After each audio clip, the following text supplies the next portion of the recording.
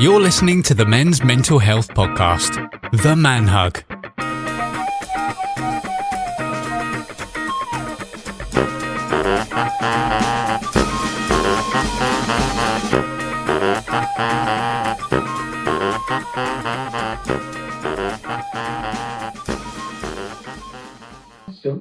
So introductions, my name's Stephen Melling. Colin Kelly. Ian Hayes. And Dan Cooper.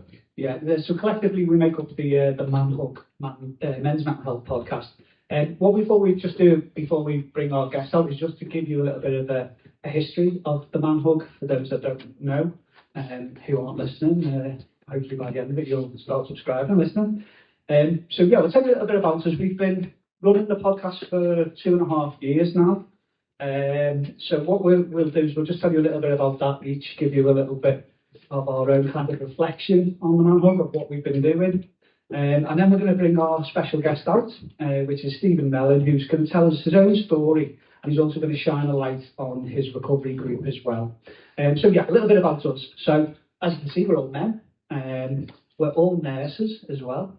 We're all, well, when we started, we were all nurse academics, and we're all passionate about mental health, and that's why we wanted to do this. So when we first spoke about the idea of a podcast, it was clear through our discussion that we've all known men who've taken their own lives. And with rates in the Northwest increasing, we wanted to do something with our own years of experience. So we said we need a unique idea, a podcast that isn't like the rest of them. You know, we want something that's going to be really beneficial. It can be used as an educational tool. It can provide hope. So what we said is we will do a podcast that has 3 different segments. So on every episode, we always give a man with lived experience the platform to tell their story. And we've spoken today about the power of storytelling, and that's why we think this is so unique. We always give a man sort of like that sort of platform to tell their story. Then the middle section is kind of us rationalising normalising the conversation. We bring in data and research, and we talk about brain health. We just try to normalise whatever that theme is that we're talking about. And then we always finish the podcast by bringing in a local or national charity or organisation based on that theme. So if anyone's listening, they know where to go for help, or they know where to signpost other people to. So they're kind of like our 3 segments of the podcast, and that's kind of what we're going to do on our live one today. We've also done a lot of fundraising as well over the last 2.5 years. Whether we like it or not, we always seem to get dragged into fundraising. I'm looking at poor Dan, who's run more marathons than anyone. I think because we bring so many charities and grassroots organisations and projects on, we often fall in love with them. I'm like, God, what can we do to help? So, you know, me, Ian and Dan did some abseiling down Anfield to raise some funds for a local mental health football project. Dan, what were you wearing when you were coming down there? Well, it's a stupid idea on Twitter that I would wear a football shirt if someone's choosing if they donated £50 to, and forgetting that Coln's a Leeds United fan, who's probably the team that I dislike the most in the world. So I have to sailed down the side of Anfield, which is, I know I'm a Manchester United fan, so I'm sailing down Anfield in a Leeds shirt. Also, by the Leeds team. That was for a low moment, or higher, and then, well, close to the ground. But we did that to be the sponsors of a local boys football team, which is great. Under 11s, Inter, Forza Inter, they have the Man Hug logo as their sponsor, which is Boss. So we've done that. We so much fundraising on me for the likes of Alfie Squad. Yeah, don't say too much, because I'm going to say about that. Yeah. Liverpool Football Therapy, Merseyside West Rugby. We've done a lot because, as I say, we often fall in love with these charities who come on. So we decided each episode will be based on a different theme. So if you have a look at our back catalogue on Spotify or wherever you listen to your podcast, you see that every episode is kind of based on a theme, which Ian will talk a little bit about in a minute. And this just gives us more ways of opening up conversation that's really important in terms of men's health. On episode 1, is Jake still in here? Is he snuck out the back door? Oh, he's taking a call, okay. Jake's probably the only person who's been on it 3 times as well, but he was our first person to come on, and what we wanted to do is set out our story as to why we're doing a podcast on men's mental health in particular. And, you know, this is why we do what we do. We highlighted on episode 1 how, you know, obviously 75% of all suicides is male year on year. And then we're talking about, you know, 95% of the prison population in the UK are male, and 80% of rough sleepers are male, and men in deprived areas have a much lower life expectancy. Men are less likely to seek medical help. There's higher rates of cardiovascular disease, substance misuse. The list goes on, doesn't it? It's pretty ugly. So that's why we, over 2.5 years, we are still so passionate in doing this. We recently found out that most podcasts only last up to 6 months. So we're doing something right, but I think it is because of this passion that we've got for it, really. So yeah, that's why we do what we do. So I'm going to hand over to Colin, who's going to tell you a little bit about some of the guests that we've had on. Yeah, some of the guests. I'm just going to shift my chair over because I realised I'm not in the camera. It's all right, mate. Got a big jumper on there, you're all right. And just, I'm kind of glad Jake isn't here actually, because I'm going to mention briefly about him as well, but I'm also glad he also brought up about his coat there earlier, so I just want to apologise for the jumper. I put it on, and it does make me feel like I should have Zippy and George here this time. This is Rod, Jane and Fred. Rod, Jane and Freddie. You pick out which one's Jane, all right? But one of the things I do want to say... If only you had us there. Why use one word and use 100? The thing is that just with Jake, as I said, Jake was our very first guest. I'm going to talk briefly about just 2 guests in particular, but this is a list that we actually have of all our guests, and up to now, 34 episodes in, we've had a mixture of people from sports people, local people, personalities, celebrities. Doesn't really matter, but it's all these different, the range of people we've actually got. Sometimes I actually thought, are we going to be victims of our own success here? We're going to run out of topics, but it just keeps building and building. But Ian has actually collated all this information we actually have here. I think he gets sexual pleasure from the collection of data. But it's very, very well done, what he's actually done. But regarding with Jay, with the very first episode, I always remember in particular, I remember Ian, he was actually, whenever Jake was talking, Ian's hand was just on his chest, held hand, his mouth was agape, as we all were. What he was talking about, what he actually went through, and how he went across, met professionals. He met health professionals, he met security, police, and all this kind of stuff. And it was more or less a case of, we just double your dose. You've been stupid for you, haven't you? Now, as a health professional, we're bound by, we have this policy called make every contact count. So every time you meet someone, it's actually having that opportunity to actually speak to someone, to say, what about this, what about that, whatever. We're failing. We're failing big stands. So the likes of Jake, the likes of people like yourself are actually going out there and making this difference, thinking, the state isn't actually providing this in some shape or form. But the great thing is what you're actually doing, if you're looking at local needs, local community, and meeting those needs, and that's one thing that does need to be applauded as well. And so that is when I actually realised we need to do this, we need to actually create this platform. And it was also a case of, we're standing on the shoulders of giants. What we're doing is just a little stepping stone, but, all the work you actually are doing and what we're trying to do is just promote it. Very quickly, one person we actually did have on, it was just purely by chance, is for those not from the Liverpool area, we have this celebrity, Pete Price. A lot of people think, why do you have Pete Price on? The thing is that I've actually used Pete in lectures because he actually did this thing on the BBC website called Witness, and he went through aversion therapy. He realised at a very young age what his sexuality was, so he went through this conversion therapy and using negative stimulus, actually aversion therapy, to stop you being like this. I remember saying to him as well, open record, they call it repatriation therapy, the powerful word for someone to stop being gay. There's a cure for it. And he talked about this. He was very, very open about it, talking about what he went through, the filth. He defecated in the bed, he vomited in the bed, all this kind of stuff. He's just made to lie in it. And it was all this negative stimulus. And a lot of people don't realise that. And then he actually realised, no, this is who I am. And one thing, I actually do have a quote. But the thing is, I do actually have that's why aversion therapy is still legal within the UK, just all. Labour government did say they would make it illegal, but, not like the Labour government to do a U-turn. But, in 1967, sex between men was decriminalised in England and Wales. It was in Ireland, it was 1983. So you think around those things. But one quote he actually did before we actually started, and we were going, don't talk about the lizard.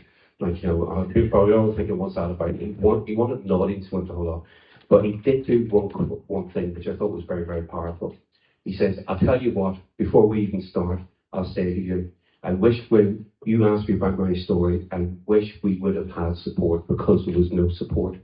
I'll leave it at that, but when you said that, I went goosepimply just thinking, if only, I'm going to get upset in this, but only if I had support, it'd be a different world. And so that's what you're all doing. You're actually offering that support, actually doing it, and it is incremental. It's going to be stepping stones. We're not in a utopia. We're just going to keep moving. Right, I'm going to shut up now. Thanks, Tommy. So normalising the conversations. We talked about the importance that's been mentioned today about the power of lived experience.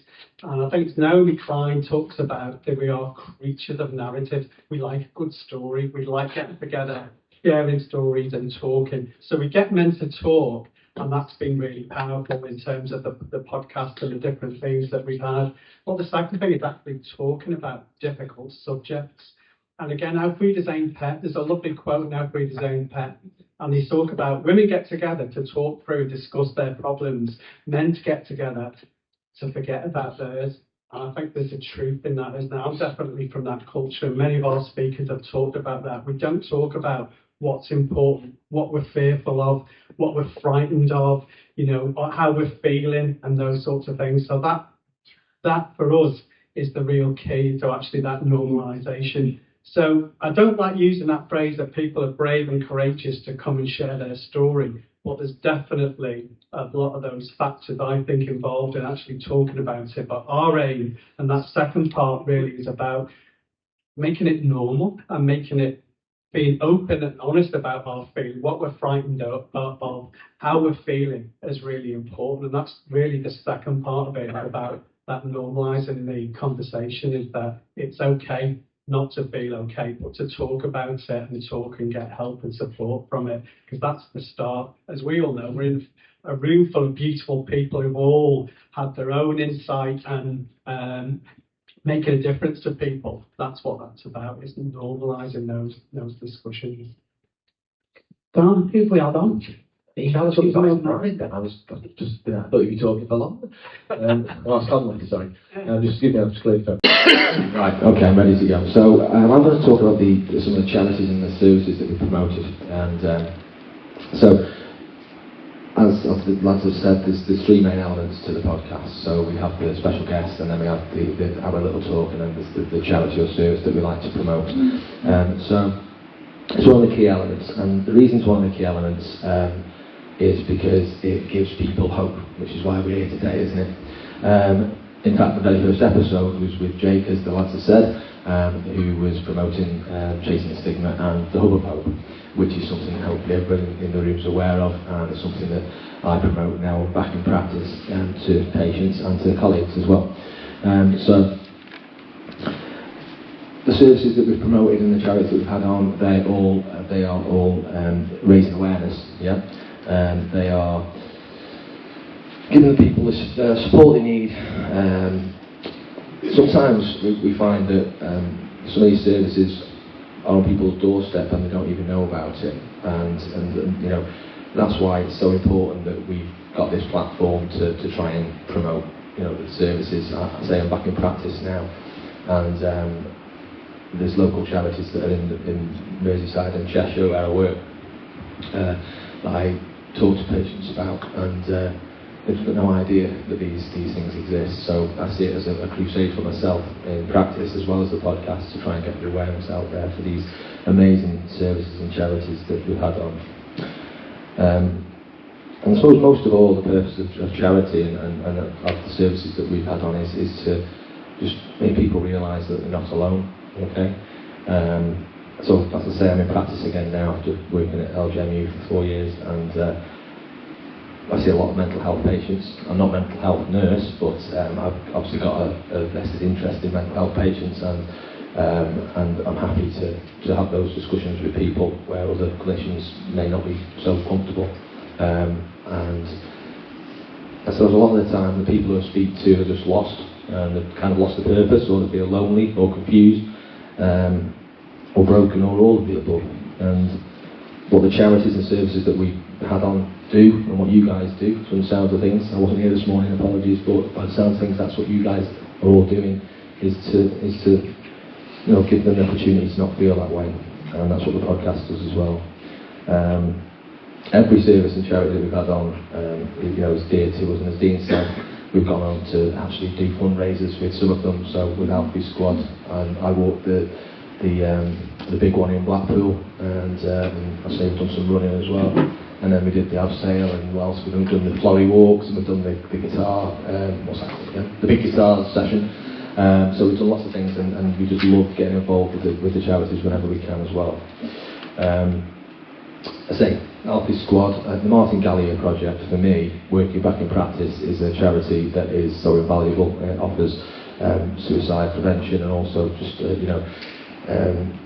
people at the lowest ebb, if they've got suicidal ideation, then the Martin Gallier project will be there for them. And that's one of the main charities I promote in my practice on a weekly basis, and Jess, we're lucky to have on the show, and the work they do is absolutely phenomenal. And then I'm going to get a little bit religious to finish with. Not that I'm a religious guy, but I was on the train before, and a song popped into my head, or hymn popped into my head from when I was a child, and it's called Cross Over the Road. So I'm not going to sing it, I'm just going to say the lyrics, because I think it applies to everybody in this room, and hopefully that obviously everybody that works for the charities or the services that we've had on the podcast. And the lyrics are: would you walk by on the other side and someone called for aid? Cross over the road, my friend, ask the Lord his strength to lend. His compassion has no end, cross over the road. So I think, to end with, that's what we're all doing. We're just trying to spread a little bit of hope, let people know they're not alone, and we will be the person that would cross over the road to help people when they're the lowest ebb. Thank you. Cheers, Dan. I didn't have Dan reciting a hymn on my bingo sheet, so everyone did. Amazing. So we're going to bring on our guests now. It's time for our main guest. Stephen Melling is the founder and director of the recovery group CIC. So come and join us, Steve. Come on. So before we go into asking Stephen questions about his life, he's got a little exercise that he is going to do, and why not? Over to you, Steve. He says that it takes, what is it, you make an opinion of someone in a few seconds, and you're all going to hate me after this. I'm going to apologise. So what we're going to do is we're going to do 60 seconds of movement. So it's that time of the day, we're halfway through the day, we're just after lunch, we've just had some food, we might be coming down off sugar, off all these sugary snacks. So we're going to energise ourselves. My heart is going 10 to the dozen, my anxiety is through the roof, and what is anxiety? It's energy, so let's move this energy, and you guys can help me do that. So we'll invite you all up on your feet, please. In all this building, feel great. Right. So very, very simple, 60 seconds of movement, literally just follow the words, let the inhibitions go, it's out for the fun, and let's dance. That's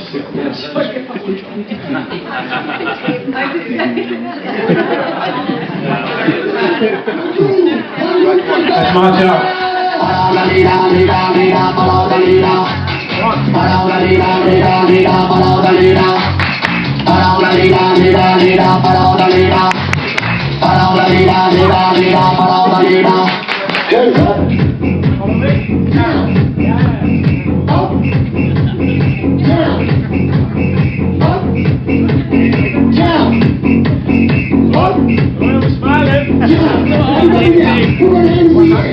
One hand in the air. And we go from left to right. Watch this. Left, right. Left, right. Give it a smile, come on. Left, Now, you ready? left, right. Two times, two times. Left, right, left, right, left, right. No! Left, right, Fire! left, right, left,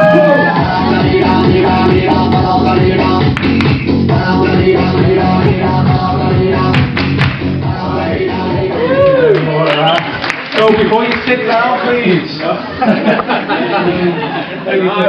before you sit down, I want us to remain standing. I want us to close our eyes a moment. I want us to have a little think about how we are feeling right now.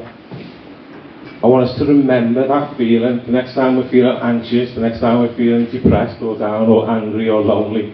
is that just 60 seconds of movement, we can completely transform our state of mind and body so we can go on and have an amazing day. Open your eyes, everybody. Thank you. Stephen Melling, everyone. Well, there you go. We don't normally do introductions like that on every episode, so we've got to go pretty high, haven't we? That was boss. Cheers, Steve. So, Yeah, and Dean doesn't dance. yeah, I got into it then as well. So yeah, amazing. So Stephen's one of what we call a 2-for-1. You know, someone who lives with lived experience, has their own story, but also promotes a service where people can go for help and support as well. So first, Steve, just tell us a little bit about yourself for people that don't know. Right, okay. My name is Stephen Melling. I am 46 years old and I am in recovery from drug and alcohol addiction, coming up to 3 years now. Mental health sufferer from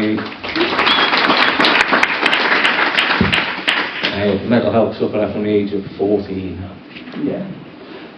One of the things why I really wanted to get Stephen onto the podcast and why today was such a good opportunity for that was on World Mental Health Day, October the 10th.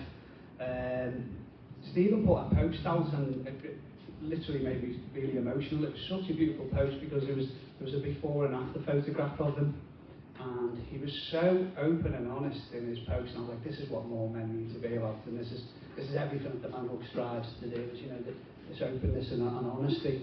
So, are you happy to share a little bit about your post?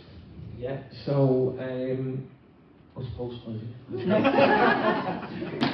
Yeah. So before I talk about what I do today, is I always have to go back to tell you a little bit about how I got to here today, and you know, it takes me right back to childhood.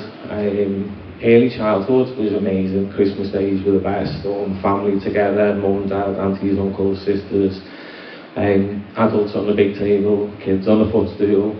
Just a wonderful time.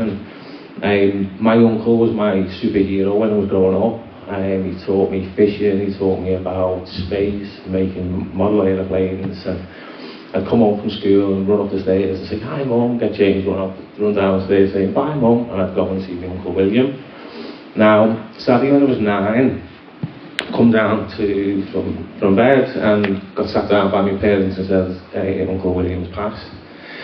And at the time I got told that he fell down the stairs. So that was devastating for me at that time, and from the ages of 10 to 14 I can't remember any of those years. But I remember at the age of 14 I actually found out that my uncle had died by suicide, and it completely just turned my world upside down. And as a 14-year-old boy, everything from the age of 9 got brought back up, and then loads of questions. Why? Was it my fault? Did I spend too much time with him? I went to my parents to ask them, is this true? And they said, yeah, but we're just trying to protect you, turn me around and push me on my way. And whilst I understand that as a parent now, that 14-year-old boy needed more support than that back then. And then what came in with all the trauma and all the sadness from losing our William was, and now I don't have trust in my parents. They've lied to me. The two people I should be able to trust more than anybody have lied to me. And I don't think there's any coincidence that at the age of 14 is when I started drinking, you know, on a Friday night in the park, like probably most of us have done in here. But I found that because of the difficulties that I had at home, because my whole family fell apart at this point, is I started to look for different groups of people, to seek validation, to seek love, to get approval, to be part of something. And that took me down the wrong route of going out and drinking most nights, and at the age of 17 trying cocaine for the first time, and always acting the fool, and you know, wanting to be the last person at the party because people think, oh, doing stupid things because people are laughing, and I'm thinking, oh, people like me. But the reality of it is they were probably laughing at me. And by the age of 25 I full-on addiction, cocaine, wasn't going out anymore, I was staying at home, just using constantly, and mental health is all-time low. I'm feeling totally misunderstood. I've got BPD, by the way, I later diagnosed, and You know, nowadays, like, I just wasn't understood. I didn't feel like anybody got me. I felt like such an outsider. And then my addictions got me inside on my own, isolating. Chaos come from that. I had kids in the middle of it all. And I thought, when she was pregnant with my first son, I thought, this is it. This is what's going to fix me. This is it. I'm going to be the dad that my dad wasn't to me. And sadly, it wasn't enough. My kids weren't enough for me to stop drinking or taking drugs. My relationship split up. I moved away from my kids. And my life just continued to spiral out of control. Mental health, like, through the floor. I had a suicide attempt. To which then I went to the doctor for the first time, and they just wanted to put me on medication. And then I didn't like that, so I had another suicide attempt, and I was put in hospital and then kept under the NHS care for a while. And then when I came out from that support, I had psychiatrists and psychologists that I had to visit regularly, and then at the age of 40 I was diagnosed with BPD, bipolar 2 and OCD. And I'm like, you messing? What? I'm 40 years of age. How am I only just finding this out now? And my head fell off again, and I hit the drinking drugs hard, to which took me up to a couple of years ago. I was back in crisis.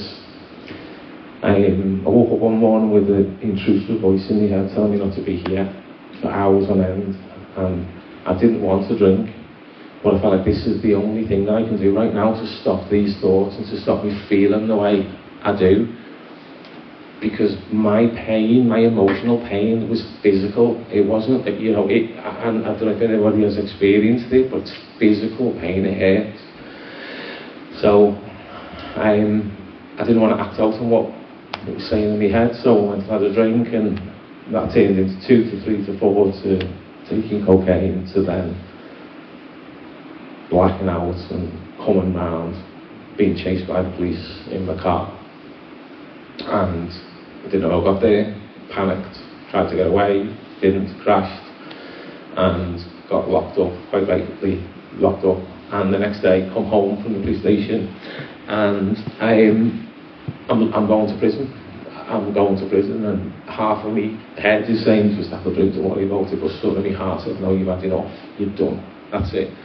So I walked to the local rehab, knocked on and said, listen, I need help. I really need help. And 3 weeks later I was in there, and my mental health, whilst I was in rehab, deteriorated. I put 2 stone on in weight, felt awful, I wasn't sleeping right, I couldn't concentrate on the work that I had to do, didn't want to be there. So I spoke to my support worker and said, I don't want to be here, I need to go, I feel worse, I look terrible, I can't do it. And after the conversation, his words were, just go and run it off. So I did. I went to the car park behind the rehab. It only holds 10 cars, ran round it. I was 17 stone, couldn't do it, hated every minute of it. I had to stop 3 or 4 times, but after it, I just felt a little bit better. And I thought, okay, I'm going to do this again tomorrow.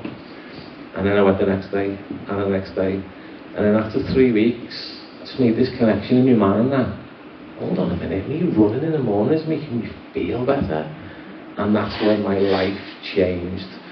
I often say running saved my life, and not for the act of running, but what running allowed me to do is run my anxiety off in the morning. It would lift my mood, it motivated me to eat the right type of food, I lost loads of weight, I was sleeping better, but most importantly it was clearing my head and giving me the headspace that I needed to concentrate on the work I needed to do to change behaviours, to have a relapse prevention plan, and everything improved. And then that took me up to where we set up the recovery runners. But Thank you so much for sharing. Don't worry, it's called the man hook for a reason. There'll be lots of hooks at the end of this. Amazing, thanks. One of the things you said, you use unhealthy ways to deal with depression and anxiety, such as alcohol and drugs and food. So how did you change those new coping strategies? because obviously now 3 years sober, and you've obviously got this new way of dealing with when you have stressful moments. When I left the rehab, I thought, I got other people to run with me when I was in rehab, and they started to experience the same benefits of running as I did. And when I left, I thought, I don't want to stop running. So I thought, I'll set up a little group called Recovery Runners, and we'll meet in the park on a Sunday, and we'll have a little run, and we'll have a coffee and some cake after it, and put the world to rights. And then the first week we had 9 people, and then the week after 15 and 20, and it just grew arms and legs. But what also happened is, as part of my journey, is running and I knew was one thing that is a healthy option for me to be able to manage my feelings and my thoughts. But I started to look at other things like meditation, like breathwork, like I educated myself on CBT and other things, and then all of a sudden I've got this plethora, this toolbox full of things that I know that I can do. I've been injured for the last 8 weeks, and it's like people say, well, when you're injured you're going to be in trouble. I'm like, I'm not, because I've done all this as well. The program that I've created works on our cells holistically. It's not just about physical health. A lot of people will go straight into the gym and say, this is what's going to fix me. It's not. You have to protect and work on your mental fitness, your emotional fitness, and also your spiritual fitness. And what I mean by that is just connecting with yourself on a deeper level. That's it. And if one of the quadrants is out, I'm injured, I've still got enough, I've done enough work, I've got enough tools to be able to manage myself on a daily basis, so I don't go back to those old ways of thinking. I was going to ask how did the recovery run start. You just answered that though, so just tell us a little bit about how it's grown.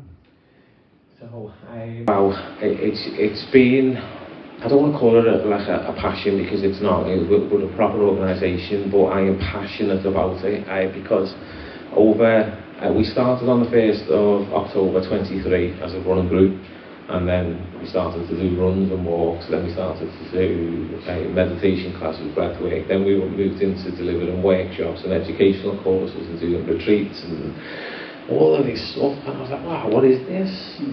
So we set up as a CIC, and everybody talking about funding issues before. I feel your pain, we're 6 months away from closing ourselves, and it's been tough, but when I look at the data and the people that we've helped, and look at the feedback and the testimonials and the growth from people that we've helped over the last 2 years, it's just making every single part of it, every single minute of it worth it. Near 4,000 interactions we've had of stuff that we've done over the last, since we started recording the data in May 24. We've got testimonials of people saying that this group has saved their life. We've helped people get the kids back. We've helped people into employment and changing the job that has been a problem for them into jobs that they love and they're passionate about. And it's so needed. These community groups. When I struggled with my mental health years ago, and I was like looking for help and support, and I'd go online and Google would show me Mind and Bernardo's and all these fabulous companies with telephone numbers on. I was like, I don't want that. I want to go and see somebody. Didn't know anything about any of these groups, these local community groups that are out there. I enter recovery. I start to get introduced to so many amazing community groups that do such good work. And they are all underfunded, and they are all struggling. We're having to pivot slightly in what we do, because for us to be sustainable and be here in 2 years' time, 10 years' time, we're going to have to do that to generate some money. We've been really lucky to have other running groups and walking groups and lots of activity groups onto the Manhook. I'm thinking like Michael Branch, the ex-Everton player, has got a running group down at Otterspool, and we're big supporters of Tony Cavey at the Florida, the men's walking group, as you know, that they do amazing work. But the same question I kind of asked them is, if you're, say, for example, a man who's hearing about this, it might be the furthest thing away of like, oh, I can't go to that group, I'm so nervous, I'm so anxious, or whatever.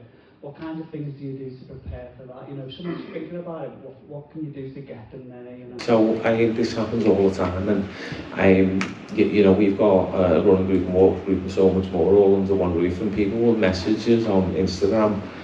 Some people it will take them months to get down there. But what we'll always offer to do is maybe communicate over text first, or put a phone call in, or I'll meet them one-to-one beforehand, or we can meet them at the edge of the park and walk them in. Because some weeks we've got like 50, 60 people down at the park on a Sunday, so yeah, I get it, it's going to be overwhelming. But we will try and do everything that we can to make the man or the woman feel as comfortable as possible to come down to the group, and everyone in the community is so welcoming. There's just such an amazing bunch of people, and when people get there, they're like, oh, I don't know what I'm worrying about, because everyone's cool. Yeah, that's what everyone seems to say. It's the hard step, isn't it? It's just getting out the door and getting to there. But once you're there, you know, you start to, we keep saying the C word, but way about community and the power of that, and whether that's through your walking groups or running groups or, you know, men's groups, women's groups, there's always community in there, and a lot of it is because people have experienced similar to what you have, and got that kind of peer support. I think so what we say is, you know, that people don't recover in a GP surgery or in a rehab or with a service. They recover in communities of other people that are recovering, and people are craving connection. People are getting bored of the phones, and they want to come out of isolation. They want to connect with people. They want to do this. You know, we want to exchange energy. This is what lifts our mood. Staying in the house all day scrolling on TikTok, you know, it is going to drain our battery and not top it up. So the big question for everyone who, you know, how would they get involved with the recovery runs and recovery group? So if you've got a service and you want to make your referral in, if you go onto our website, into the contact us page, you can give us some details, send it over to us. If you just want to come along and get involved, we are essentially a health and wellbeing community, a lifestyle community.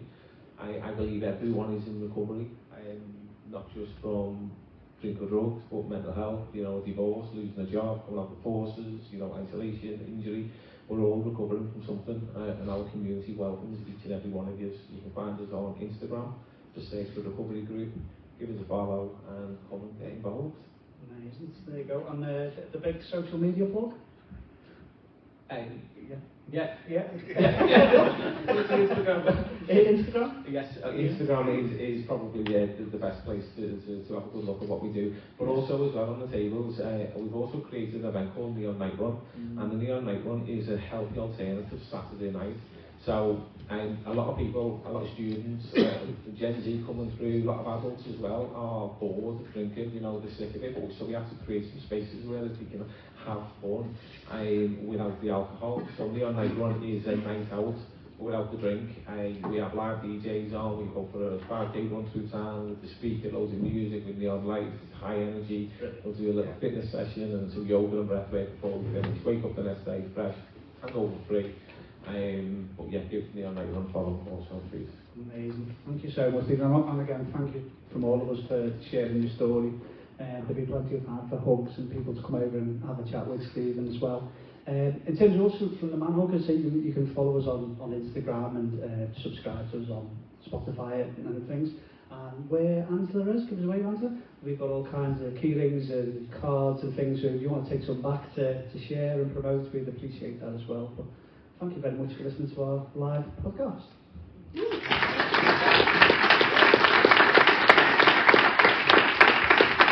You're listening to the Men's Mental Health Podcast, The Man Hug.